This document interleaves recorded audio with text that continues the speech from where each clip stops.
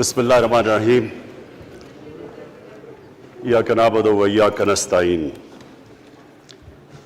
मैं सबसे पहले अपनी एलाइड पार्टीज़, अपने इत्तेहादियों का दिल से शुक्रिया अदा करता हूँ कि अभी भी और हर मुश्किल वक्त में जिस तरह आप मेरे साथ खड़े रहे। आपका बहुत बहुत शुक्रिया। मैं अपने पार्लियामेंटेरियंस, अपनी टीम का, मैं आपका शुक्रिया अदा इस तरह करता हूँ कि मैंने जो आपकी कल शाम को जो आपके हालात देखे तो मुझे ये एहसास हुआ कि आप सबको बड़े दिल से तकलीफ़ थी कि जो हमारा वो सेनेट का ये इधर हफीज़ शेख के इलेक्शन में जब हारे हैं, तो मैं जो आप सबको देखा तो मुझे बड़ा अच्छा लगा। मुझे एक टीम आप में नज़र आई और इंशाअल्लाह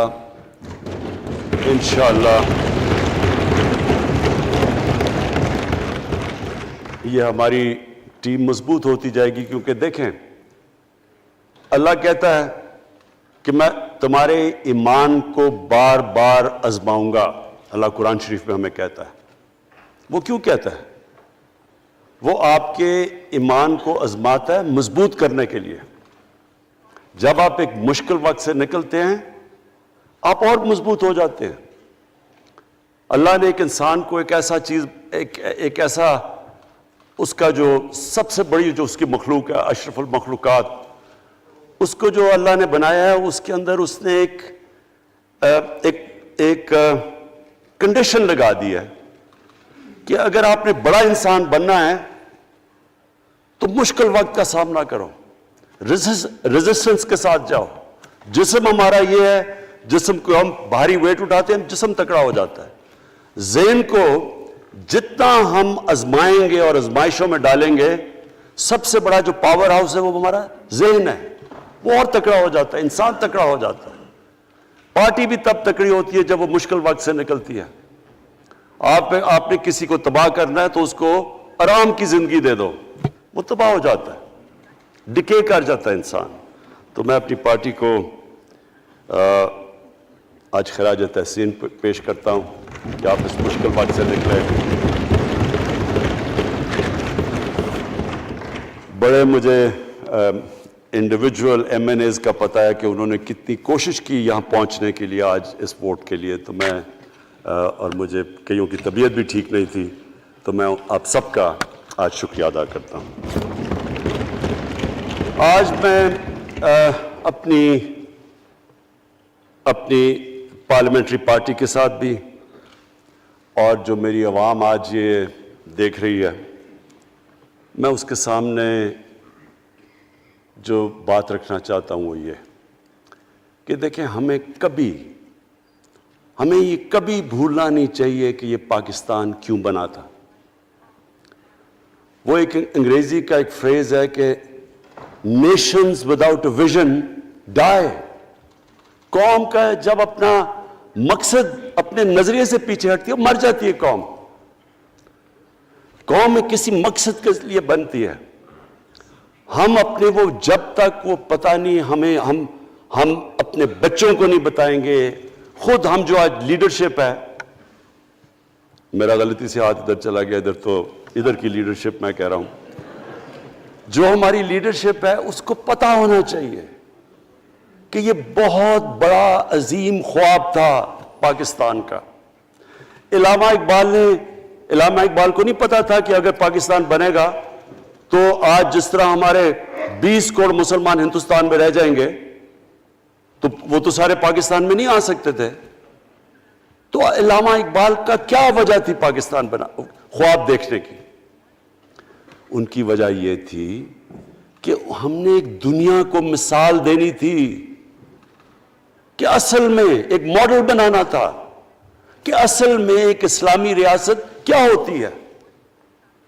और वो बेस किसके ऊपर कर रहे थे? पाकिस्तान की इस्लामी फलाई रियासत जो हमारी ऑब्जेक्टिव रेजोल्यूशन में है, नबी सल्लल्लाहु अलैहि वसल्लम की मदीना की रियासत, जो उनकी सुन्नत थी, जो दुनिया की तारीख की पहली फलाई रियासत बनी थी, جس میں بہت بڑے بڑے ماڈرن جو آج کے پرنسپلز، وہ پرنسپلز طے کیے گئے تھے.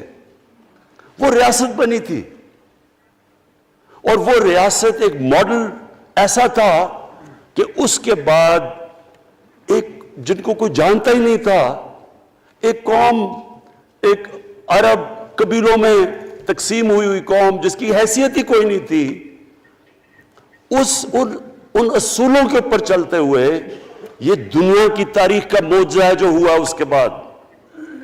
یہ میں نے شفقت محمود کو کہا بھی ہے کہ ہمارے بچوں کو ہر سکول، چاہے وہ انگلش میڈیم، چاہے اردو میڈیم، چاہے دینی مدرسے، سب کو 8، 7، 8 اور 9 کلاسز میں باقاعدہ سبجیکٹ پڑھائیں کہ نبی صلی اللہ علیہ وسلم کی جو زندگی تھی اور جو مدینہ میں کیا وہ کیا تھی.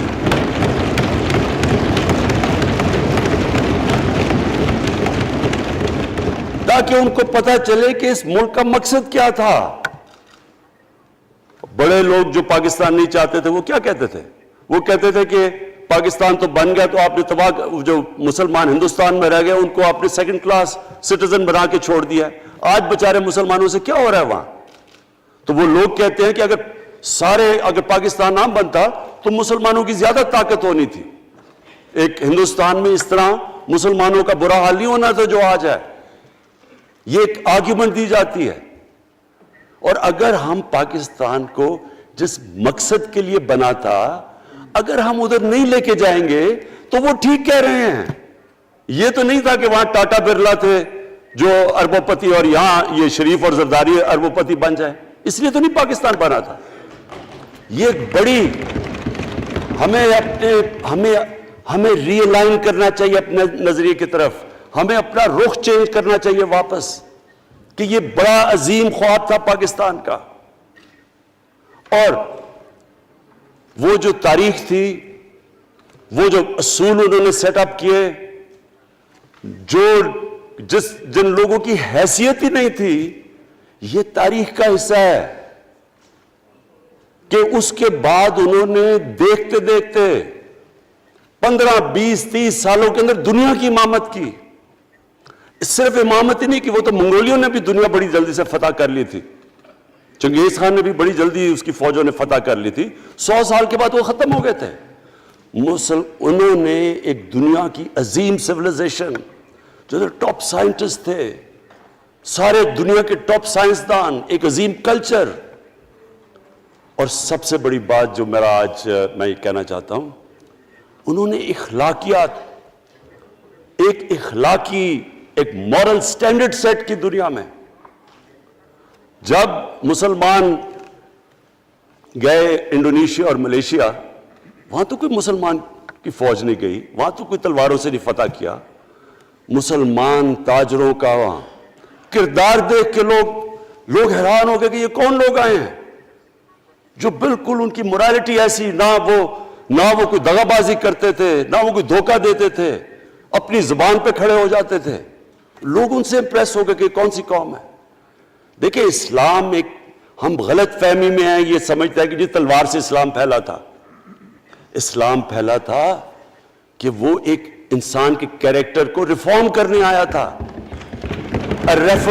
ہم جب اللہ سے مانگتے ہیں، ہم نماز میں ایک ہی چیز مانگتے ہیں کہ اللہ ان کے راستے پہ لگا جن کو تو نے نعمتیں بخشی، ان کے نہیں جو غلط تباہی کے راستے پہ چلے گئے. صرف نماز میں ہم یہ چیز مانگتے ہیں، ہر روز ہم پڑھ کے یہ مانگتے ہیں.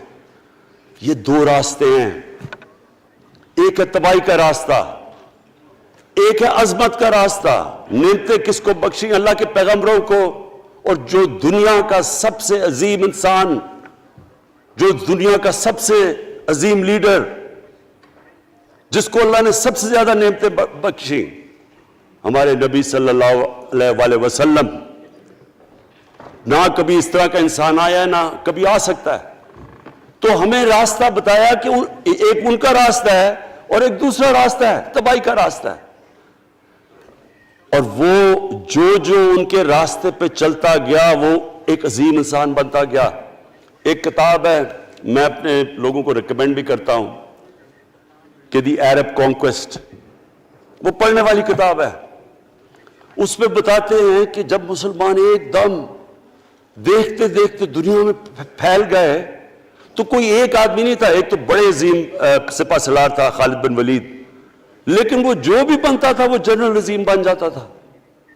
وہ اس کتاب کے اندر لکھی انگریز نے ہے. وہ کہتے ہیں اس کی کوئی ایکسپلینیشن نہیں ہے کہ یہ کیسے ساری دنیا پہ چھا گئے.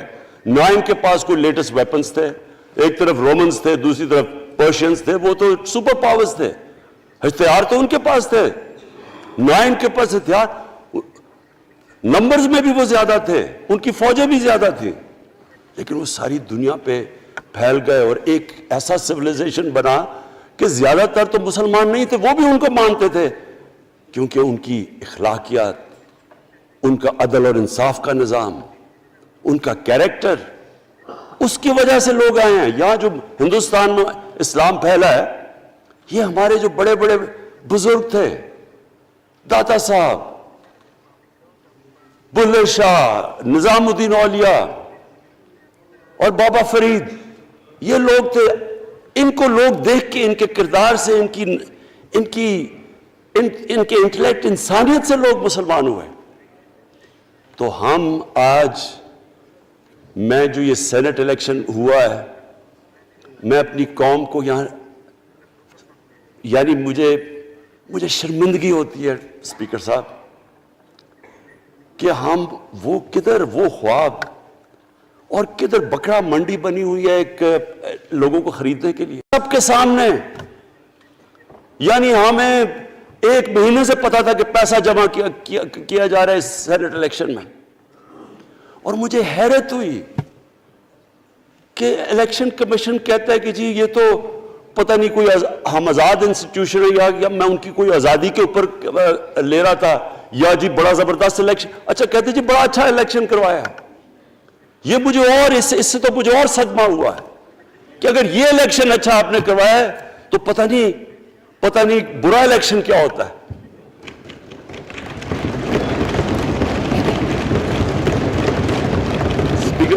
اسپیکر صاحب یہ دیکھیں، مجھے یہ افسوس یہ ہوتا ہے کہ ہم ایک چیز سمجھتے نہیں ہیں. ہم کہتے ہیں نا جی ہمارے معاشی حالات بہت برے ہیں.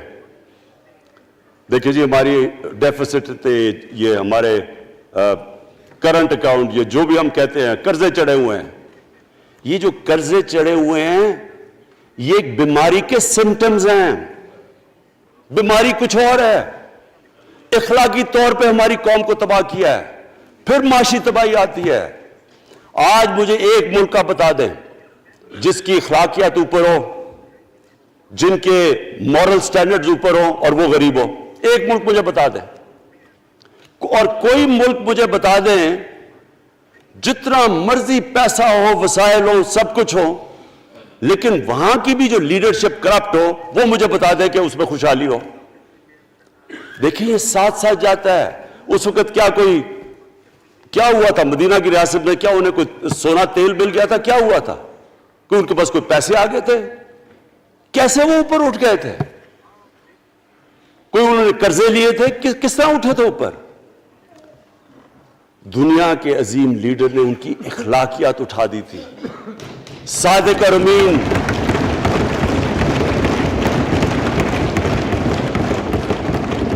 ایک قوم، انہوں نے ہمیں بتایا. ہمیں قرآن میں اللہ حکم کرتا ہے کہ ان کی سنت پہ چلو. اللہ جب ہمیں کہتا ہے ان کی سنت پہ چلو، کیا ہم اللہ کو کوئی فائدہ پہنچا سکتے ہیں؟ ہماری بہتری کے لیے کہتا ہے. قرآن شریف میں سب کچھ ہماری بہتری کے لیے اللہ نے، یہ تمہارے لیے بک آف گائیڈنس ہے ہمیشہ کے لیے، اور یہ ہماری بہتری کے لیے ہے. تو وہ جب ہمیں کہتا ہے کہ نبی صلی اللہ علیہ وسلم کے راستے پہ چلو، وہ ہماری بہتری کے لیے کہتا ہے. اور میں، جس نے اس عمر میں ساری دنیا دیکھ لیا ہے، اسپیکر صاحب میں آپ کو بتاؤں، مجھے تکلیف ہوتی ہے دیکھ کے. جب میں یہ مغربی ملکوں میں جاتا ہوں، اسکینڈینیویا میں، سوئٹزرلینڈ میں، آپ وہاں کے اخلاقی سٹینڈرڈز دیکھیں، ان کی مورل سٹینڈنگز دیکھیں، شرم آئے گی آپ کو کہ جو ہمارے ملک میں ہو رہا ہے. اور یہ جو سینٹ کا الیکشن ہوا ہے، آپ کو افسوس ہوگا کہ ہم وہ کس کی امت ہیں ہم؟ کس کی امت ہیں؟ کس کے نام پہ پاکستان کا مطلب کیا؟ لا الہ الا اللہ، اس پہ یہ ہمارا ملک بنا تھا۔ اور آج دیکھیں ایک کرپٹ آدمی، دنیا میں ثابت کیا ہوا کرپٹ آدمی آصف زرداری، دنیا میں اس کے اوپر لکھا ہوا کہ مسٹر 10%، مضمون لکھے ہوئے ہیں، فلمیں بنی ہوئی ہیں اس کے اوپر، اور اس ملک میں لوگ کہیں جی ایک زرداری سب پہ بھاری، کیا کہ وہ رشوت دیتا ہے اس لیے سب پہ بھاری ہو گیا؟ کیا یہ ہمارا ملک؟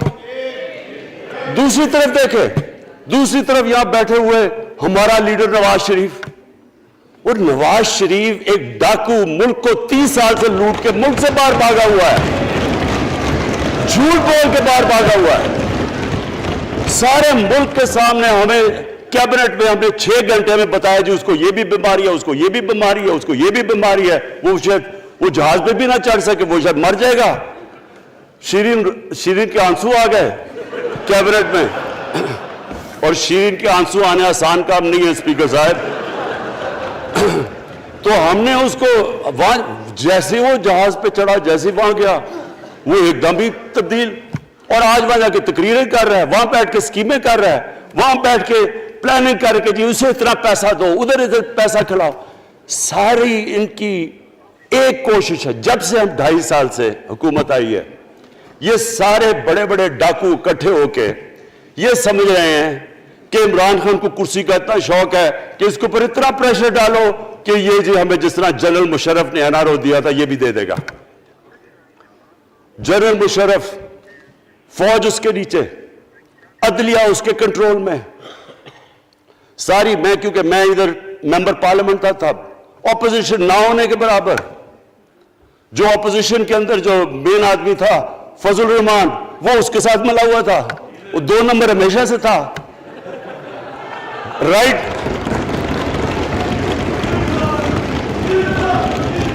اور وہ آدمی جس کے پیچھے امریکہ ان کی جنگ لڑا تھا، سب کچھ، وہ ان کے پریشر میں آ کے ان دونوں کو این آر او دیا، اور اتنا بڑا اس ملک کے اوپر اس نے جرم کیا ہے۔ ان دونوں نے آ کے این آر او لے کے دونوں ہاتھوں سے ملک لوٹا، اس کے بعد دونوں نے اس ملک کے اوپر 4 گنا زیادہ قرضہ چڑھایا ہے اسپیکر صاحب، 6,000 ارب سے ہمارا قرضہ جو ٹوٹل لائبلٹیز 30,000 ارب پہ پہنچا دی۔ آج ہمارے اوپر کیا مسئلہ ہے؟ ہمیں یہ قرضوں کی قسطیں دیتے ہوئے بیچارے لوگوں کے اوپر بوجھ ڈالنا پڑتا ہے۔ یہ جو مہنگائی ہے اس کے بعد میں بعد میں بات کرتا ہوں، لیکن میں پہلے یہ بات کمپلیٹ کر لوں کہ دیکھیں اسپیکر صاحب، میں یہ 2.5 سال سے تماشے دیکھ رہا ہوں۔ یہاں پہلے دن پرائم منسٹر بن کے پرائم منسٹر تقریر کرنے جا رہا ہے، کھڑے ہو کے تقریر نہیں کرنے دی۔ کیوں تقریر نہیں کرنے دی؟ کیونکہ ان کو پہلے دن سے ڈر تھا کہ یہ ہمارے جو کرپشن کے کیسز یہ معاف نہیں کرے گا۔ کرپشن کے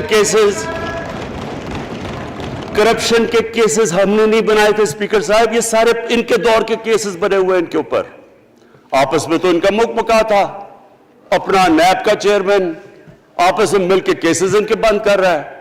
عدلیہ اس وقت کی عدلیہ وہ ان کے ہاتھ میں تھی، ان کو تو مسئلہ ہی کوئی نہیں تھا۔ وہاں $60 ملین آصف زرداری کا سوئٹزرلینڈ میں پڑا ہوا ہے، وہ جج کہہ رہا ہے کہ واپس لے کے آؤ۔ وہ یوسف رضا گیلانی جو یہاں سے سینیٹر بنا ہے، وہ پاکستان کا $60 ملین پڑا ہوا ہے سوئٹزرلینڈ میں، وہ جج کہہ رہا ہے کہ واپس لے کے آؤ، وہ کہتے نہیں جی میں نہیں خط لکھتا۔ بھئی آپ کے باپ کا پیسہ تھا، پاکستانی قوم کا پیسہ تھا، اس کے اوپر وہ ڈسکوالیفائی ہو جاتا ہے۔ وہ ایسے پھر ہے جس طرح نیلسن منڈیلا کہیں ڈسکوالیفائی ہو گیا۔ اسپیکر صاحب، میں یہ چیزیں آپ کو اس لیے بتا رہا ہوں، میں تو ان کو 30 سال سے جانتا ہوں۔ دیکھیں جب تک ہم اس ملک میں اپنی اخلاقیات ٹھیک نہیں کریں گے، مورل سٹینڈرڈز ٹھیک نہیں کریں گے، جب اس طرح کے الیکشن ہوں گے کہ کھل کے پیسہ چل رہا ہے اور ہم کہیں گے نہیں جی وہ پٹواری کیوں پیسے لیتا ہے، تو وہ تھانے دار کیوں پیسے لیتا ہے، وہ سرکاری نوکر، وہ تو بیچارہ جو نچلا طبقہ ہے وہ تو واقعی جس طرح شیخ رشید نے کہا ہے، مہنگائی جو بڑی ہے بیچارے لوگوں کی تنخواہ میں گزارا نہیں ہو رہا۔ ان کو ہم کہہ رہے ہیں کہ آپ بالکل ایماندار بنے اور یہ جن کا اتنا ان کے پاس پیسہ ہے اسپیکر صاحب، میں آپ کو یقین سے کہتا ہوں ان کو خود نہیں پتا کہ ان کا کتنا پیسہ باہر پڑا ہے۔ اتنا 30 سال سے چوری کر رہے ہیں یہ پیسہ، اور 30 سال سے پیسہ چوری کر کے اب ان کی کوشش یہ ہے کہ عمران خان کے اوپر پریشر ڈالو سارے چور مل کے کہ جی کبھی ہم گورنمنٹ گرا دیں گے، کبھی ہم وہ نکلاتے ہیں وہ۔ آپ سوچیں فیٹف کے اوپر، اب فیٹف ہماری وجہ سے تو نہیں فیٹف پہ ہم گرے لسٹ میں آئے، یہ تو نون لیگ کے دور میں گرے لسٹ میں آئے ہیں۔ اب اگر فیٹف کی بلیک لسٹ میں پاکستان جاتا ہے تو یہاں سب کو پتا ہے کہ سینکشنز لگ جائیں گی، تو آگے مشکل سے ہم نے اکانومی کو سٹیبلائز کیا، مشکل سے۔ اگر بلیک لسٹ میں جاتا ہے تو اکانومی سیدھی نیچے۔ آج جو لوگوں کو مشکل پڑی ہوئی ہے، اور مشکل پڑی ہوئی ہے ہمارے لوگوں کو مہنگائی کی، اس کی وجہ یہ ہے کہ ہمارا روپیہ جو تھا تقریباً 107 روپے کا، آج 160 روپے کا۔ تو جب روپیہ گرتا ہے تو ساری چیزیں باہر سے مہنگی ہو جاتی ہیں، پٹرول، ڈیزل، بجلی۔ اب بجلی کی آدھی بجلی ان سے باقی ڈالر کانٹریکٹس کے اوپر بجلی کے کانٹریکٹ سائن کیے ہوئے ہیں، وہ سب کچھ باہر سے، دالیں مہنگی، جو چیز باہر سے امپورٹ کرتے ہیں، گھی مہنگا، ساری چیزیں مہنگی ہو جاتی ہیں۔ تو یہ سوچ لیں کہ اگر ہمارے اوپر سینکشنز لگ جائیں، اگر ہمارے اوپر فیٹف کی سینکشنز لگ جاتی تو یہ تو آپ تو سوچ ہی نہیں سکتے کہ یہ ملک میں کیا حال ہونا تھا۔ تو ہم اپنے ملک کے لیے فیٹف کی ریکوائرمنٹ پہ لیجسلیشن کروا رہے ہیں، اور انہوں نے جناب اتنا بڑا وہ ذرا پکڑا، اتنا بڑا وہ لا دیا جی، اتنا بڑا جی، یہ 34 شکیں چینج کر دیں نیب میں۔ اب نیب کا فیٹف سے کیا تعلق ہے؟ انہوں نے سمجھا کیا عمران خان قابو آ گیا، اب تو یہ ڈر کے فیٹف کی بلیک لسٹ سے اب تو جناب ہمیں یہ 34 شکیں سائن کر کے تو نیب کو ختم کر دے گا۔ مطلب یہ کہ صرف ان کی چوری کے کیسز ختم ہو جائیں، بس ون پوائنٹ ایجنڈا ان کا۔ اور میں نے آپ کو پہلے دن یہاں سے کہا تھا، پہلے دن یہاں کھڑے ہو کے میں نے کہا تھا کہ ان کا صرف ون پوائنٹ ایجنڈا، میں ان کو جانتا ہوں، جب یہ سارے اپوزیشن میں میرے ساتھ تھے، ان کا صرف ایک خوف ہے کہ یہ این آر او نہیں دے گا، لہٰذا اس کو اتنا بلیک میل کرو، اور اب فیٹف کے اوپر تو یہ پھنس گیا ہے تو اب اس سے لے لو، اس سے کنسیشن لے لو تاکہ نیب ختم ہو جائے۔ اب سوچیں کیا ان کو ملک کا فکر ہے؟ کیا ان کو نہیں پتا تھا کہ کیا ہونا ہے اگر فیٹف کی بلیک لسٹ پہ چلے جاتے ہیں؟ اس کے بعد انہوں نے جلسے کرنے کی کوشش کی، بڑا جی پبلک نکالیں گے ہم، مینار پاکستان کے اندر جلسہ۔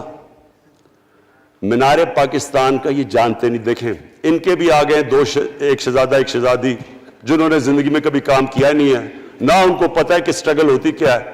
جناب مینار پاکستان خود ہی اخباروں کے اندر اپنے آپ کو پیسے خرچ کر کے اخباروں میں ذرا نمایاں کر کے جناب انہوں نے مینار پاکستان میں جلسہ کر لیا۔ اب میں تو جانتا ہوں مینار پاکستان، اور میں تو اپنے لاہور کو بھی جانتا ہوں، میں تو اپنے لاہور شہر کو بھی جانتا ہوں۔ وہ لاہور شہر ملک کا کوئی پیسہ چوری کیا ہو اس کے خلاف تو نکلائے گا، لیکن بڑے بڑے ڈاکو اگر وہ سمجھ رہے ہیں کہ اپنی چوری بچانے کے لیے لاہور شہر کو نکالیں گے تو وہی ہوا جو ان کے ساتھ مینار پاکستان میں ہوا۔ اب آ کے جو ڈاکٹر فہمیدہ مرزا نے بڑا اچھا آپ کو ایکسپلین کیا، انہوں نے بتایا کہ یہ کیوں ضروری تھا اوپن بیلٹ۔ انہوں نے بتایا کہ الیکشن کمیشن کی تو ریکوائرمنٹ ہے کہ آنسٹ ہو، فری اور فیئر الیکشن ہو۔ تو انہوں نے 2008 میں چارٹر آف ڈیموکریسی میں کہا ہوا کہ جی اوپن بیلٹ ہونی چاہیے، دونوں پارٹیز نے۔ اور اس کے بعد ایک دم وہاں سے دونوں سب ادھر سے بھاگ کے اور کہتے نہیں جی خفیہ بیلٹ ہونی چاہیے۔ میں نے تب کہہ دیا کہ خفیہ بیلٹ کا ایک مقصد تھا، سارے مل کے کوشش کریں گے کہ حفیظ شیخ کو ہرائیں، اور وہ جو آدمی جیتا ہے پاکستان کا کرپٹ ترین آدمی۔ میں ایک چیز آپ کو آج کہتا ہوں، یوسف رضا کے آپ صرف ایسٹس دیکھ لیں، پرائم منسٹر بننے سے پہلے تھے اور اس کے بعد کیا ایسٹس ہیں، بس ایک چیز دیکھ لیں، کوئی آپ کو کچھ کرنے کی ضرورت نہیں ہے، آپ کو پتا چلے گا انہوں نے اس نے کیا کیا اپنے زمانے میں۔ تو اس کو لا کے یہاں بٹھا کے تو جناب انہوں نے سارا پیسہ لگا کے, اور ہمیں سب پتا تھا کیا ہو رہا ہے, اور اس کو جا کے جناب انہوں نے ہروا دیا حفیظ شیخ کو. اب کیا پیغام گیا سارے ملک میں اس کا؟ میں نے کیوں یہ آج ووٹ آف کانفیڈنس لی ہے, اس کا کیا پیغام گیا دنیا میں؟ سارے لوگوں کے سامنے اوپن ہارس ٹریڈنگ, لوگوں کو راتوں کو کال کر رہے ہیں, یا میں تو خاص داد دینا چاہتا ہوں, میرے ممبرز بیٹھے ہیں, خواتین بیٹھی ہیں جن کو کالیں گئی ہیں رات کہ جی 2 کروڑ سے ریٹ شروع ہوگا, ہم اب آپ کو آگے پیسے دیں گے. ان کو ساروں کو پیسے آفر کر رہے ہیں. اور پھر اگر میں صرف الیکشن کمیشن کو ایک چیز کہنا چاہتا ہوں, آپ مہربانی کریں پاکستان کی ایجنسی سے صرف ایک سیکرٹ بریفنگ لیں, آپ ان کو اندازہ ہوگا کتنا پیسہ چلا اس الیکشن کے اندر, پتہ چلوائیں کیا ہوا اس الیکشن میں, تاکہ آپ اس طرح کی سٹیٹمنٹ نہ دیں کہ جی ہماری کوئی آزادی ختم کر رہی ہے. میں آپ کی آزادی ختم کر رہا ہوں یہ کہہ کے آپ کہ یہ جو الیکشن میں ہوا ہے. اسپیکر صاحب, میں آج اس اوکیزن کے اوپر, کیونکہ مجھے اس پہ کافی, میں 2.5 سال یہ بڑی چیزیں برداشت کرتا رہا ہوں, اور میں اس لیے صبر سے کرتا رہا ہوں کیونکہ ملک اتنا ہمارا مشکل میں ہے. جو ہمیں ٹائم ملا جب میری گورنمنٹ آئی, میں آپ کو یقین سے کہتا ہوں کہ ساری زندگی میری تو سٹرگل میں گزری. جو بھی آپ انسان کسی چیز میں کمپیٹ کرتا ہے, اگر آپ نے ملک میں اپنے سب سے ٹاپ 11 کھلاڑیوں میں پہنچنا ہے تو ایک بہت سارے ملک میں مقابلہ کر کے آپ وہاں پہنچتے ہیں, اس میں ایک بڑی سٹرگل ہوتی ہے, اونچ نیچ ہوتی ہے بڑی. اور پھر اگر آپ کو دنیا کے لیول پہ آپ کو اپنا, اگر آپ نے آپ کو منوانا ہے, اس کی اور ایک سٹرگل ہوتی ہے. اور میری اس سے زیادہ بڑی سٹرگل تھی کہ ایک آدمی جا کے ہاسپٹل بنانے کی کوشش کرے, اور وہ بھی کینسر ہاسپٹل, تو ایک وہ بہت بڑی سٹرگل تھی. پھر پالیٹکس میں لمبی سٹرگل رہی ہے, اکیلا تھوڑا سے لوگوں کے ساتھ شروع ہوا تھا, اور سٹرگل کر کے 14-15 سال تو مذاق اڑتا تھا میرا, سارے ہنستے تھے جب نام سنتے تھے میرا. تو ایک سٹرگل کر کے یہاں پہنچا ہوں. جو یہ 2.5 سال میں اسپیکر صاحب میں نے سٹرگل کی ہے, یہ میری زندگی کی سب سے مشکل سٹرگل تھی. اور کیوں مشکل تھی؟ کیونکہ جو یہ 10 سال میں اس کو ڈیکیڈ آف ڈارکنس کہتا ہوں, ایک ایک انہوں نے ادارہ تباہ کیا. صرف 10 سال پہلے اداروں کے حال دیکھ لیں, کوئی ادارہ اٹھا لیں, پی آئی لے لیں, ریلوے لیں, سٹیل مل 8 ارب روپے کا پروفٹ لے کے بیٹھی ہوئی تھی. 8 ارب روپیہ سٹیل مل میں پروفٹ تھا جب تک کہ زرداری نے ہاتھ نہیں مارا اس کو. اپنا وہ ریاض لال جی فرنٹ مین رکھ کے ہمارے سامنے, میرے پاس آئے لوگ چیمبر والے, انہوں نے کہا جی یہ سٹیل مل سستی بلٹس اس کو بھیجا, اس کے تھرو پیسے دے رہا ہے, وہ سٹیل مل آج بند پڑی ہے. ایک ایک ادارہ انہوں نے تباہ کیا, بھرتیاں کی لوگوں کی. وہ ادارے اتنے بڑے بڑے ہو گئے ہیں کہ وہاں پینشنز اتنی آ گئی ہے کہ کچھ بچتا ہی نہیں ہے سیلریز اور پینشن کے بعد کے ادارے کو ٹھیک کر سکے. ایک ایک ادارہ تباہ کیا. ملک کا سب سے بڑا جو کرنٹ اکاؤنٹ ڈیفیسٹ, جس کے اوپر سارا پریشر پڑتا ہے, اگر آپ کا کرنٹ اکاؤنٹ یعنی کہ ڈالر زیادہ ملک سے باہر جا رہے ہیں اور کم اندر آ رہے ہیں تو پریشر روپے پہ پڑتا ہے, وہ گر جاتا ہے. تو وہ میں آپ کو بتا, جب روپیہ گرتا ہے تو غربت پھیل جاتی ہے ملک میں. تو سب سے بڑا current account deficit, fiscal deficits جو کہ آپ کی آمدنی اور خرچے, وہ بڑا ڈیفیسٹ. سارے ادارے خسارے میں. پاور کانٹریکٹس جو انہوں نے سائن کیے اسپیکر صاحب, یہ عمر ایوب آپ کو بتائے گا, وہ یعنی ایسے لگ رہا تھا کہ کسی دشمن نے آ کے ایک ملک کو نقصان پہنچانے کے لیے پاور کانٹریکٹ سائن کیے. ان کے اندر وہی پاور پروجیکٹس آپ کہیں اور دیکھ لیں, کسی اور ملک میں, بلکہ اپنے ملک میں دیکھ لیں, اور وہ دیکھیں کہ انہوں نے کس پیسے بنائے, وہ کس پیسے پہ. گیس کا کانٹریکٹ سائن کیا ہم نے آ کے اسی ملک سے 30% کم پیسے پہ گیس کا کانٹریکٹ سائن کیا, ان کا ہی کانٹریکٹ چینج کیا.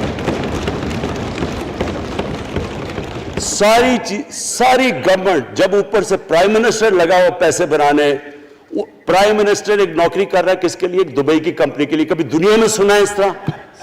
کبھی یہ مذاق سنا ہے جی کہ ملک کا پرائم منسٹر کسی دنیا کو دبئی کی کمپنی کے اندر نوکری کر رہا ہے؟ ادھر سے یہاں ڈیفنس منسٹر, ان کا فورن منسٹر, وہ دبئی کی کمپنی سے نوکری کر رہا ہے. اور وہ ایک انٹیریئر منسٹر، وہ کوئی سنا ہے سنتری بنا ہوا تھا کسی سعودی عربیہ کی کمپنی میں، مجھے نہیں پتا. کبھی یہ سنا ہے یہ ملک سے کسی ملک سے ایسا مذاق ہوا ہے؟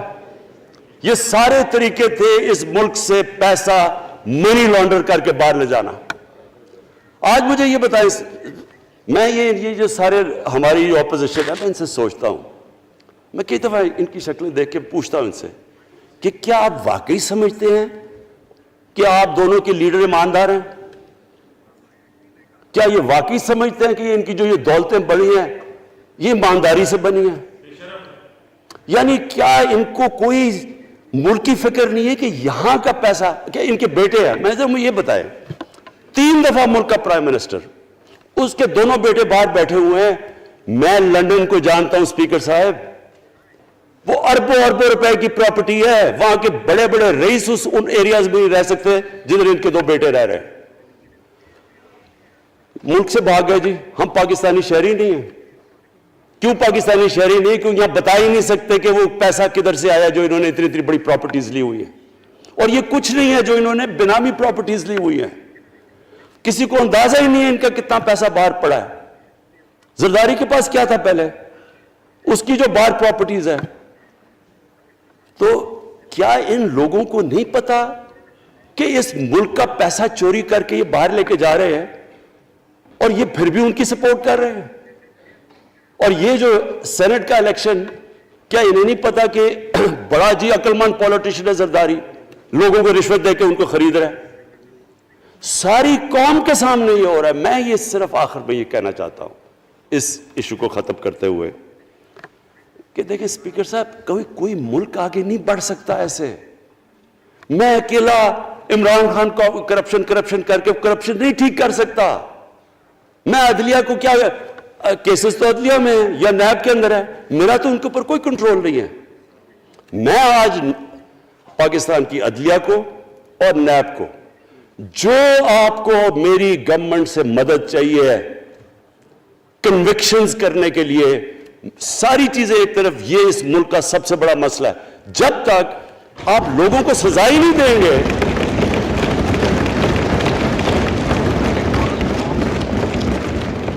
جب تک لوگوں کو سزا ہی نہیں ملیں گی. دیکھیں جی، کسی معاشرے میں جب سزا اور جزا ہی نہیں ہے، صرف غریب آدمی جیل میں جائے، طاقتور جلسے کرنے شروع ہو جائے کہ جی مجھے این آر او دو، وہ نیب کے عدالت سے نکلتے ہیں، پھول پھینک رہے ہیں ان کے اوپر. اربوں روپے کی چوری کی ہوئی ہے انہوں نے. وہ تو اسپیکر صاحب، میں ایک معاشرہ کرپشن کے خلاف لڑتا ہے. آپ جتنے مرضی قانون بنا دیں، وہ کرپشن کے خلاف، وہ کرپشن نہیں ختم کر سکتے. معاشرہ فیصلہ کرتا ہے کہ ہم نے اس ملک میں کرپشن نہیں ہونے دینی. معاشرے کی اخلاقیات ایسی ہونی چاہیے کہ جو کرپٹ آدمی ہو وہ کبھی اس کی شکل نہ دکھا سکے پبلک کے اندر. جو میڈیا کا رول ہے، میں اپنے میڈیا والوں کو بھی کہنا چاہتا ہوں، جو اسحاق ڈار سے کیا تھا ہارڈ ٹاک میں اسٹیون سیکر نے، وہ ہر جگہ یہ ہوگا. آپ جب بھی کسی بھی مغربی معاشرے میں کسی نے پبلک کا پیسہ چوری کیا، اس کی جرات نہیں ہوگی ٹی وی پہ جانے کے لیے. میں نے تو وہاں دیکھا ہوا ہے، بڑے بڑے نام، ایک دھبا لگتا ہے آپ کے اوپر کرپشن کا کیس، آپ سارے میڈیا سے باہر ہو جاتے ہیں. یا ہر روز شام کو بیٹھ کے اربوں روپے کی کرپشن کی ہوئی ہے، ان کو کسی نے قتل کیے ہوئے ہیں، اور آرام سے بیٹھ کے جناب میں لیکچر دے رہے ہوتے ہیں. اسپیکر صاحب، معاشرہ لڑتا ہے، اس کے اندر ہمیں سب کو مل کے اپنے ملک کو اگر بچانا ہے، معاشی طور پہ بھی بچانا ہے، پہلے ہمیں اپنے اخلاقی سٹینڈرڈز ٹھیک کرنے پڑیں گے. سارے ملک کو مل کے لڑنا پڑے گا. اگر ہم نے اپنے بچوں کے مستقبل کو بچانا ہے، اپنی آنے والی جنریشنز کو بچانا ہے، اس ملک کو ایک عظیم ملک بنانا ہے، تو وہ شروع ہوگا جب ہم مدینہ کے ریاست کے سب سے بڑے اصول عدل اور انصاف، کیونکہ انصاف اور عدل جب ایک معاشرے میں آ جاتا ہے، جب ایک معاشرہ کھڑا ہو جاتا ہے میریٹوکریسی کے اوپر، جب ایک معاشرے میں صرف ایک جو کرپٹ جتنا مرضی طاقتور ہو وہ جیل میں جاتا ہے اور عام آدمی اوپر آ سکتے ہیں، وہ معاشرہ تب آگے بڑھتا ہے. تو میں میں صرف اس کے اوپر یہ کہنا چاہتا ہوں کہ مجھے ساری قوم کی اس میں مدد کی ضرورت ہے. میں اپنی ساری زندگی کوشش کر چکا ہوں اور کرتا رہوں گا. میں تو اپنی پارٹی کو یہ بھی کہا تھا کہ اگر میری پارٹی ساری بھی چھوڑ دے میں اکیلا بھی ان کے خلاف لڑتا رہوں گا. میں تو کبھی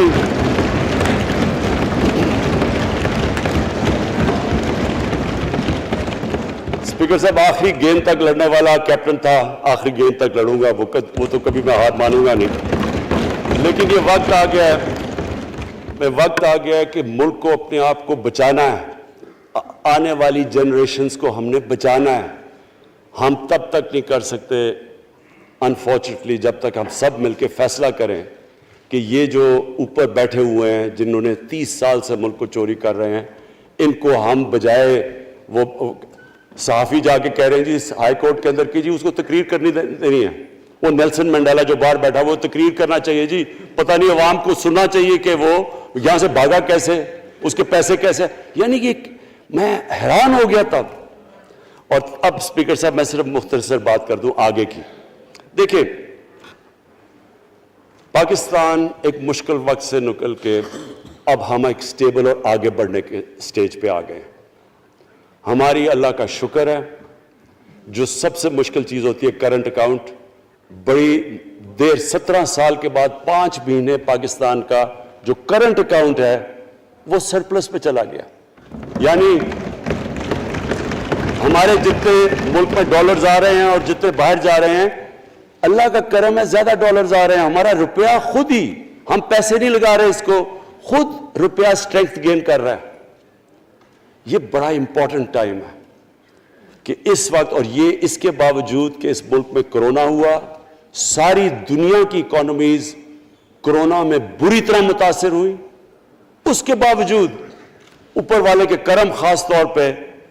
اور میں کہوں گا کہ ہماری جو ٹیم تھی, ہمارا جو جس طرح ہم نے مانیٹر کیا اور جس طرح ہم نے ڈیٹا بیس گیدر کیا اور ہم نے ہر ایک چیز فالو کر کے ہم نے جیسے اپنے لوگوں کو بچایا ہے. میں خاص طور پہ اپنی ٹیم یاسد عمر اور ہماری جو ٹیم تھی اپنی ڈاکٹر فیصل میں ان کو خاص طور پہ خراج تحسین پیش کرتا ہوں. تو اس مشکل وقت سے بھی آپ دنیا میں دیکھیں اور جس طرح پاکستان نکلا. اب دیکھیں آگے ہمارا چیلنج کیا ہے. ہمارا چیلنج یہ ہے کہ ہم اپنی جو ایکسپورٹس ہیں ان کو بڑھائیں, کیونکہ صرف گروتھ ایک ہی طرح ہوتی ہے ایکسپورٹ لیڈ. اللہ کا شکر ہے کہ بیرون ملک پاکستانیوں نے ریکارڈ پیسہ پاکستان بھیجا ہے جو کہ ہمارے ملک میں آیا ہے ریمیٹنسز کے. اب ہم نے انویسٹمنٹ کے اوپر لگے ہوئے ہیں. اس وقت سب سے زیادہ کمپنیز رجسٹر ہوئی ہیں SECP میں. اس کا مطلب کہ نئی انویسٹمنٹ پاکستان میں آنے والی ہے. لوگ تیار ہو گئے انویسٹ کرنے کے لیے. ہمارا صرف مسئلہ اسپیکر صاحب ایک ہے بجلی کا. یہ بڑا مسئلہ ہے. کانٹریکٹ مہنگے سائن کیے ہوئے, جس بجلی جو کانٹریکٹ سائن کیے ہوئے ہیں جس پہ وہ بجلی پروڈیوس ہو رہی ہے, بدقسمتی سے وہ اگر بجلی کی قیمت بڑھاتے ہیں تو لوگ آگے اور مشکلوں میں پڑے ہوئے ہیں. بجلی کی وجہ سے سب چیزیں مہنگی ہو جاتی ہیں. نہیں بڑھاتے تو قرضے, وہ جو گردشی قرضے ہیں وہ بڑھتے جا رہے ہیں. ہمارا ایک یہ چیلنج ہے. اس کے اوپر صرف اپنی قوم کو بتانا چاہتا ہوں کہ باقاعدہ ہم ہر طریقہ سوچ رہے ہیں کہ ہم نے اس میں سے کیسے ہم نے اپنے لوگوں کے اوپر بوجھ کم کرنا ہے. ایک تو میں اپنی ٹیم کو یہ بھی کامیابی دیتا ہوں کہ بڑی دیر اور مشکلوں سے IPPs کے ساتھ ہم نے نئے کانٹریکٹ سائن کیا جس کے اندر بہت پاکستان کا پیسہ بھی بچے گا اور جو آگے جا کے قرضہ بڑھنا تھا وہ نہیں بڑھے گا. جو میرے اوپر سب سے زیادہ پریشر ہے اس وقت اسپیکر صاحب وہ ہے مہنگائی کا. مہنگائی میں نے آپ کو بتا بھی دیا کہ مسئلہ ایک جب آپ کی روپیہ گرتا ہے تو جب چیزیں مہنگی ہو جاتی ہیں ایک وہ ہے. لیکن میں اپنی قوم کو صرف ایک چیز کہنا چاہتا ہوں کہ سب سے زیادہ اس وقت میری حکومت ایک ہی چیز پہ لگی ہوئی ہے کہ ہم کس طرح لوگوں کے اوپر مہنگائی کا بوجھ کم کریں. اس کے لیے ہم بڑی بڑی چیزیں آپ کے سامنے لے کے آئیں گے آنے والے دنوں میں, جس میں کوشش یہ ہے کہ ہم اپنے ملک میں جو سارا نچلا طبقہ ہے ان کو سبسڈائز کریں. اپنے اساس پروگرام کے ذریعے ان کو ڈائریکٹلی ہم فنڈ کریں. یہ انشاءاللہ آپ کے ساتھ آئے گا. ابھی میں نے ایکسپیریمنٹ ایک اور شروع کر دیا, وہ ایک ہفتے تک ابھی ٹرائل پہ ہے کہ ہم ایک پروگرام لے کے آ رہے ہیں کوئی بھوکا نہ سوئے. ہم نے خاص کچنز بنائے ہیں, ایریاز چوز کیے ہیں جدھر سب سے زیادہ بھوک ہے, تاکہ ہم کم از کم جب تک ہماری ملک اٹھتا ہے اوپر, ہم کم از کم ان تک کھانا پہنچائیں کہ ہمارے ملک میں کوئی بھوکا نہ سوئے. اور یہ پوری میں کیمپین شروع کرنے لگا ہوں. ہیلتھ کارڈ پنجاب کے اندر اور پختونخوا میں, پختونخوا کی گورنمنٹ کو تو میں خاص مبارک دیتا ہوں کہ انہوں نے سارے اپنے پختونخوا کے لوگوں نے خاندانوں کو کور کر لیا ہیلتھ انشورنس سے. یہ بڑے بڑے امیر ملکوں میں بھی ایسا نہیں ہوتا کہ ہر ایک خاندان کے پاس 10 لاکھ روپے کی انشورنس ہوگی, کسی بھی ہسپتال میں جا کے اپنا علاج کروا سکیں. میں خاص طور پہ محمود خان اور آپ کی کیبنٹ کو مبارک دیتا ہوں. پنجاب کیونکہ بہت بڑا ہے, انہوں نے بھی فیصلہ کر لیا ہے. عثمان بزدار آپ کی اور آپ کی ٹیم کو میں خاص مبارک دیتا ہوں کہ اس سال کے اینڈ تک وہ سارے پنجاب کے اندر ہیلتھ کارڈ پہنچا دیں. یہ ایک عام آدمی کے لیے سب سے بڑی, کم از کم جیسے جیسے ہم اپنے ملک کو اٹھا رہے ہیں تو کم از کم ہم لوگوں کی بنیادی ضروریات پوری کریں. اور جو کسان ہیں جی, کسانوں کے لیے ایک بڑا زبردست پروگرام لے کے آ رہے ہیں. اس کے اوپر بھی ہمیں بڑا برین سٹارمنگ کی ہے کہ کیسے ہم کسان کی مدد کر سکتے ہیں. پرابلم تو ہمارے پاس یہ ہے نا کہ جتنا ہم پیسہ اکٹھا کرتے ہیں آدھا پیسہ قرضوں کی قسطوں پہ چلا جاتا ہے, تو پیسہ کم بچتا ہے. لیکن ہم نے فیصلہ کیا کسانوں کے اوپر ہم خاص زور دینے لگے ہیں, تاکہ وہ بعد میں بات کروں گا. تو 2 چیزیں اور جی. دیکھیں, میں قوم سمجھتی ہے نا کہ اب ہم کیسے یہ جو قرضے ہمارے اوپر چڑھے ہوئے ہیں ان سے کیسے نکلنا ہے. اس سے صرف ایک ہی طریقہ نکلنے کا کہ ہم اپنے ملک میں دولت کے اندر اضافہ کریں, ویلتھ کریشن کریں. اس کے لیے ہم کیا کرنے جا رہے ہیں؟ اس کے لیے ہم نے میگا پروجیکٹس بنائے ہوئے ہیں. ایک ہے راوی سٹی لاہور, دوسرا اس وقت ایک والٹن کے اوپر ایک ہم بزنس سینٹر بنانے لگے ہیں لاہور کا, وہ بہت میگا پروجیکٹ ہے.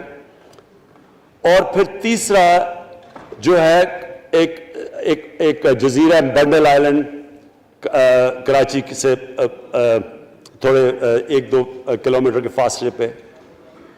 ان سے یہ کیوں کرنے جا رہے ہیں؟ میں صرف لوگ سمجھیں کہ کیوں. ایک تو یہ ہمارے شہر پھیلتے جا رہے ہیں, جتنا شہر پھیلتا جائے گا نہ آپ ان کو سیوریج دے سکتے ہیں, نہ پانی دے سکتے ہیں, نہ صفائی کر سکتے ہیں. تو جو دنیا کے ماڈرن سٹیز ہیں وہ اوپر جاتے ہیں, یعنی وہ بلڈنگ اوپر جاتی ہے, بجائے اگر آپ پھیلتے جائیں تو مشکل ہو جاتا ہے سرو کرنا. تو ایک تو ماڈرن سٹیز پہلی دفعہ بنا رہے ہیں پاکستان میں اسلام آباد کے بعد. ایک وہ راوی سٹی, وہ بہت ضروری ہے. اس سے لاہور کا جو پانی نیچے جاتا جا رہا ہے وہ ہم وہاں بیراج بنا کے پانی اس کا بچانے لگے ہیں. اور دوسرا ماحولیات کے لیے وہاں ہم بہت بڑے پیمانے پہ اربن فارسٹ اور درخت اگانے لگے ہیں, کیونکہ وہاں لاہور میں بہت بڑا پرابلم ہے اس کا. وہی بنڈل آئلینڈ کا بھی مقصد یہ ہے کہ وہاں سارا سیوریج جا رہا ہے کراچی کا, اس کی سیوریج کو ٹریٹ کریں اور ایک ماڈرن سٹی بنائیں, بجائے کراچی پھیلتے پھیلتے حیدرآباد پہنچ جائے. ایک پوری اوپر سٹی بنائیں جو ایک ماڈرن سٹی ہو. تو لیکن اس کا اصل مقصد یہ ہے کہ اس سے پیسہ جنریٹ ہوگا, اربوں کھربوں روپیہ ہم جنریٹ کریں گے, اور اس پیسے سے ہم پھر یہ قرضے واپس کریں گے. اور دوسری چیز, باہر سے انویسٹمنٹ آئے گی. بیرون ملک پاکستانی جو سب سے بڑا ملک کا احساس ہے, وہ باہر آ کے وہ ان کے اندر انویسٹ کرنے کے لیے تیار ہے, ان بڑے بڑے پروجیکٹس کے اندر. اور جیسے فورن ایکسچینج آئے گا ہمارے ریزروز بڑے ہوں گے, ہمارا روپیہ سٹیبل ہوگا, اور اس سے جو ویلتھ کریشن ہوگی اس سے ہم پھر اپنے قرضے واپس کریں گے. اس کے علاوہ 50 سال کے بعد 2 بڑی ڈیمز بن رہی ہیں. پاکستان کی تاریخ میں صرف 2 بڑی ڈیمز تھیں, اب یہ 2 اور بادشاہ ڈیم اور مومن ڈیم بنا رہے ہیں. لیکن مجھے جو آخر میں بات کہنی ہے اسپیکر صاحب, وہ یہ کہ پاکستان کو آگے بڑھنے سے کوئی نہیں روک سکتا انشاءاللہ.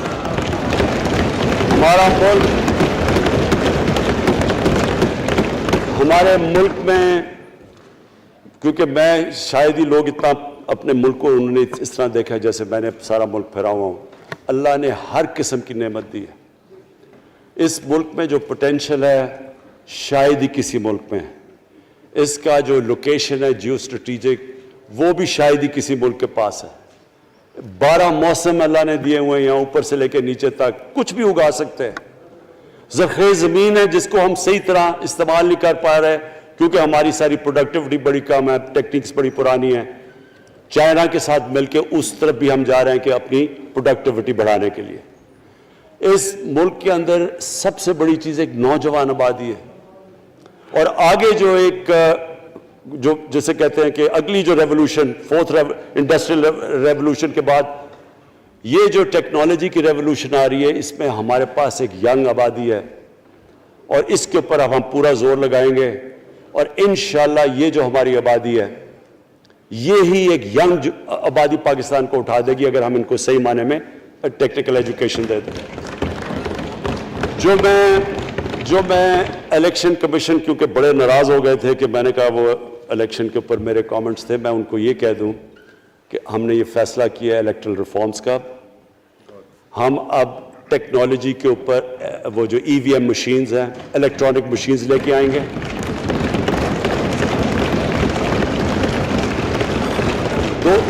دو چیزیں کر رہے ہیں. اوورسیز پاکستانیز کے لیے اب پورے لگے ہوئے ہیں کہ اوورسیز پاکستانیز بھی ووٹ ڈال سکیں, اور دوسری چیز الیکٹرانک مشینز لے کے آ رہے ہیں. اور کیونکہ یہ الیکٹرانک مشینز کے بغیر ہمیں الیکشنز نہیں کرنے چاہیے, نہیں تو جو ہارتا ہے وہ کہتا جی دھاندلی ہو گئی.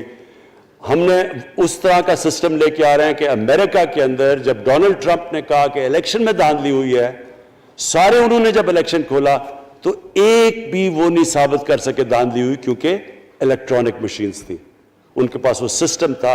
انشاءاللہ وہ سسٹم لے کے آ رہے ہیں تاکہ ہمیشہ کے لیے آگے سے یہ چیز ختم ہو جائے کہ جو ہارا تھا وہ ہار مانے گا, جو جیتے گا وہ جیت. جس طرح کہ انشاءاللہ ہماری حکومت کرے گی, جس طرح کہ ایز کیپٹن پاکستان دنیا کی کرکٹ کی تاریخ میں پہلی دفعہ نیوٹرل امپائرز میں لے کے آیا تھا. بہت بہت شکریہ.